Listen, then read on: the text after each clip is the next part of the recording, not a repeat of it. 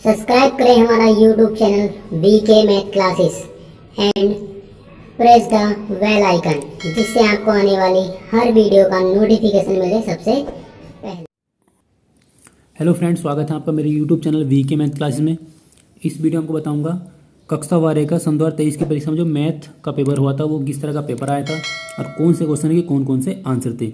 इस वीडियो से पहले मैं आपको एक वीडियो और बना चुका हूं। उस वीडियो के अंतर्गत मैंने इस पूरे पेपर का कंप्लीट सॉल्यूशन आपको करा दिया है। अगर आप उस वीडियो को देखना चाहते हैं तो उसका लिंक आपको डिस्क्रिप्शन बॉक्स में मिल जाएगा, या आप उस वीडियो को मेरे चैनल की प्लेलिस्ट में जाकर भी देख सकते हैं।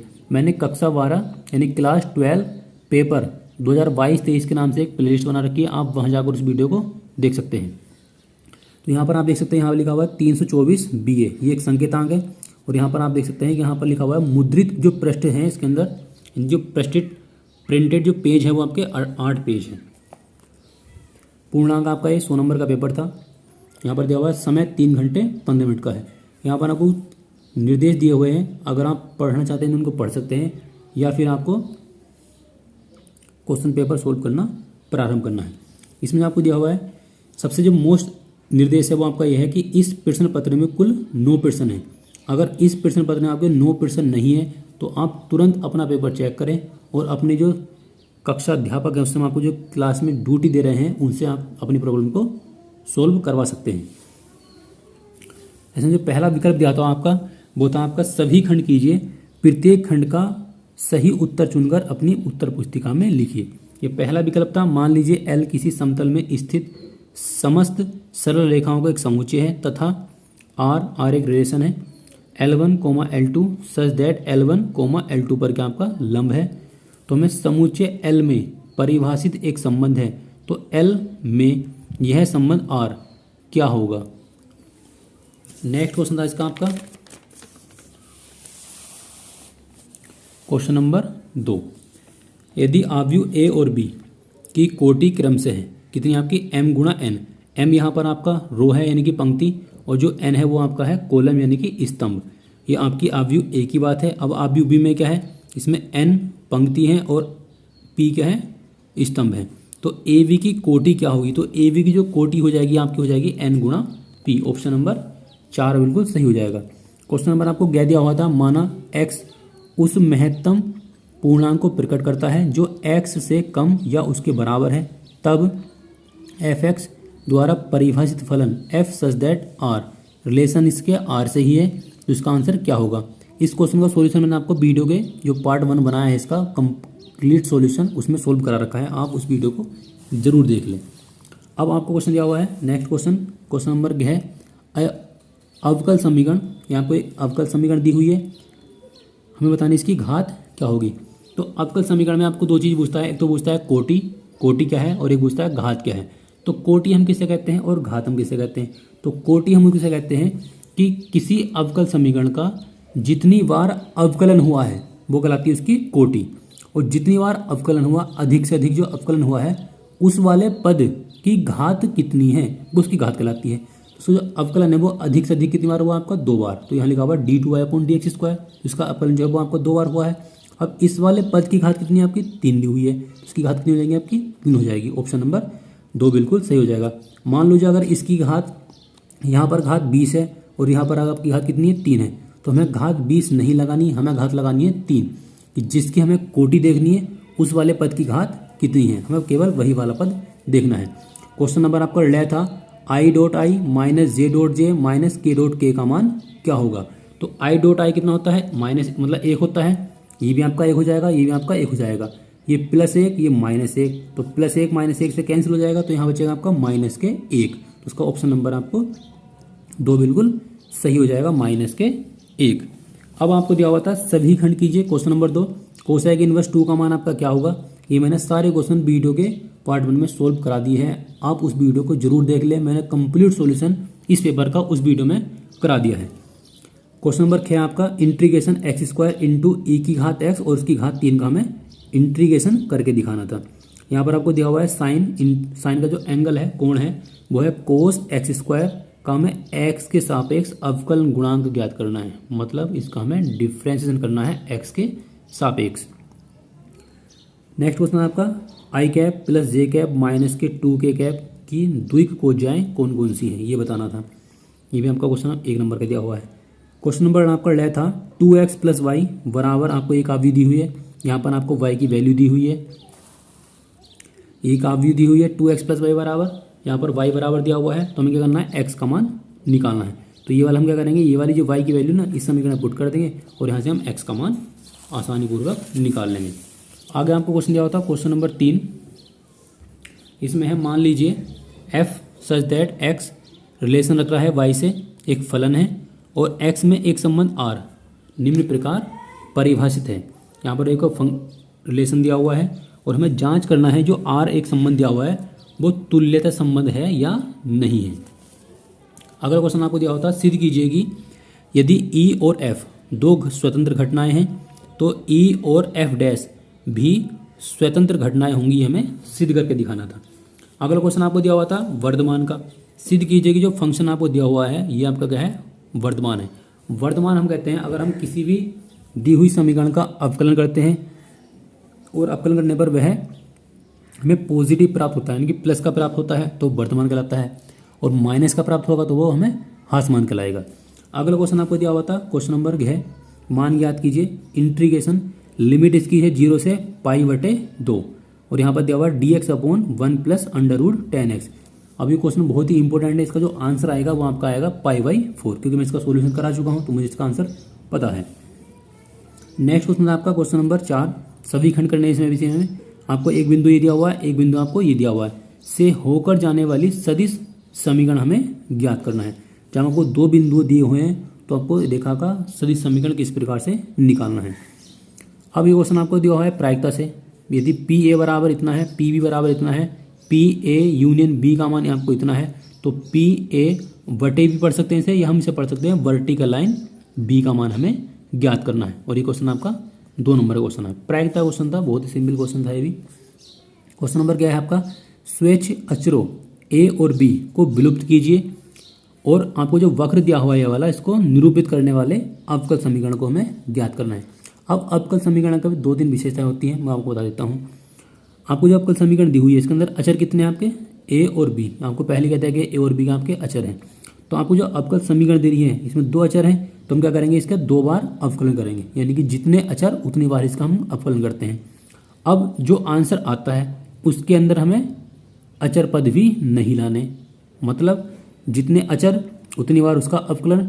अब जो आंसर तुम्हारा निकल कर आएगा उसके अंदर हमें अचर पद नहीं लाने, यानी कि हमें ए और बी नहीं होने, यानी ए और बी को हमें किसी भी प्रकार से उस क्वेश्चन आंसर से हटाना है। नेक्स्ट क्वेश्चन आपका है, आपको वक्र दे रखा है एक्स बराबर, ये आपको वाई बराबर दे रखा है, के बिंदु थीटा बराबर π/4 पर अभिलंब की हमें प्रवणता निकालनी है। तो इसका जो आंसर आया आपका हमारा 1 आया था।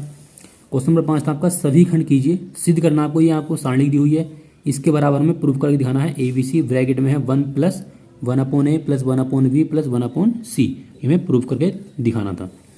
क्वेश्चन नंबर कहता है आपका, यदि y बराबर x फिर उसकी घात x फिर उसकी घात x, ये कहाँ था आपका इनफाइनाइट तक है, तो हमें सिद्ध करके दिखाना था x × dy/dx बराबर y² / 1 - y log e/x, ये हमें प्रूफ करके दिखाना था।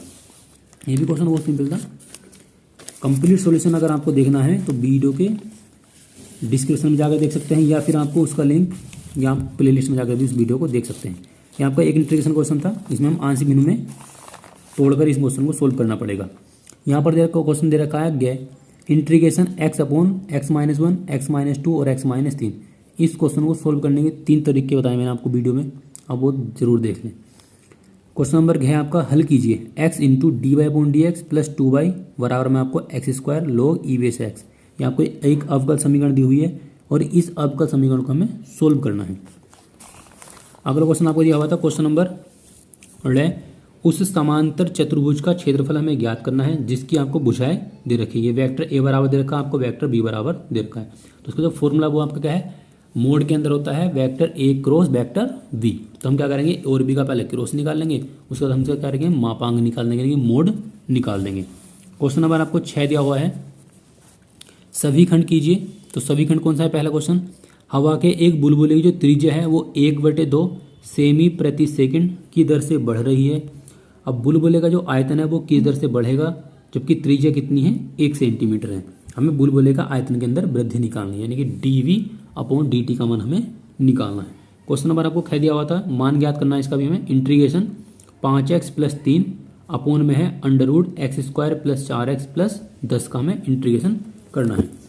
नेक्स्ट क्वेश्चन आपका क्वेश्चन नंबर ग आपको रेखा दे रखी है, वेक्टर r बराबर ये रेखा है, दूसरी है आपकी ये वाली, के न्यूनतम दूरी निकालनी है।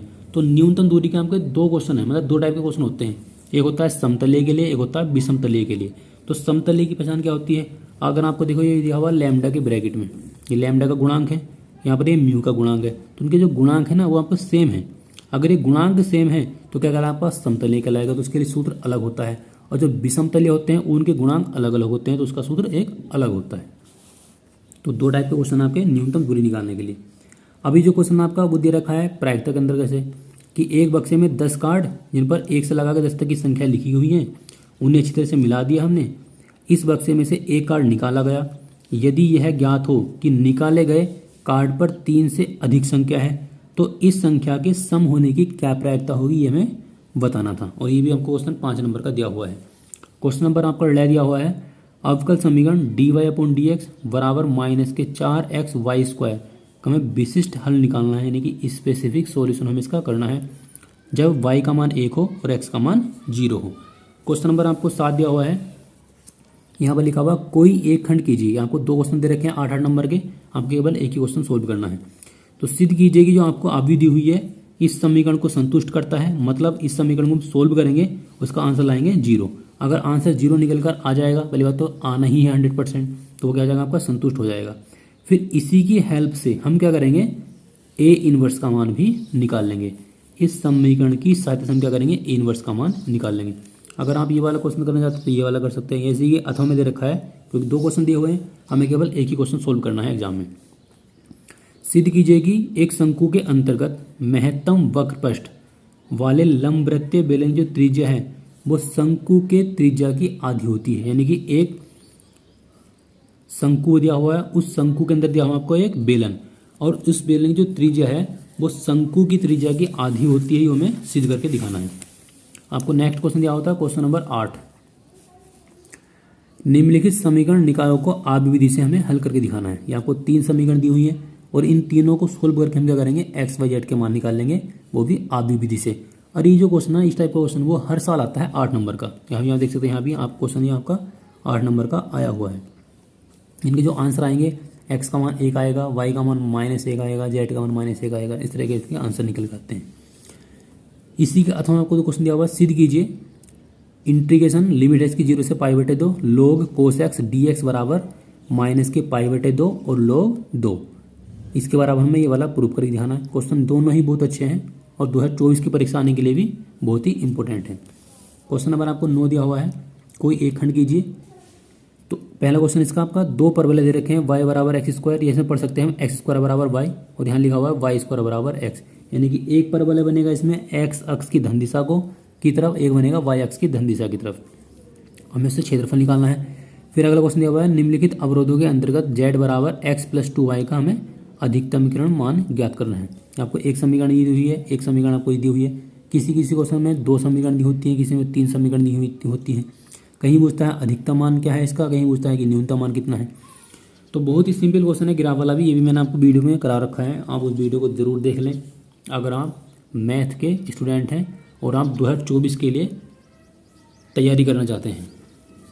अभी आपको जो क्वेश्चन दिया हुआ है नीचे, ये आपका इंग्लिश मीडियम वालों के लिए है जो यूपी बोर्ड से ही इंग्लिश मीडियम में पढ़ रहे हैं।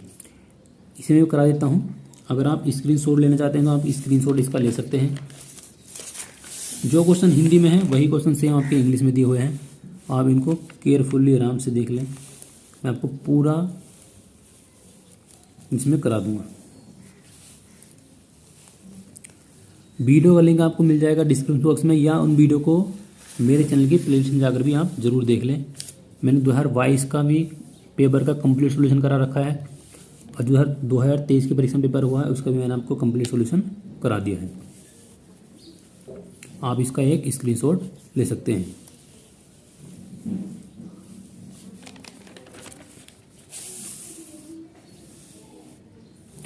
यहाँ पर आप देख सकते हैं इस जो क्वेश्चन हिंदी में दिए हुए हैं वही क्वेश्चन सेम आपको इंग्लिश में दिए हुए हैं।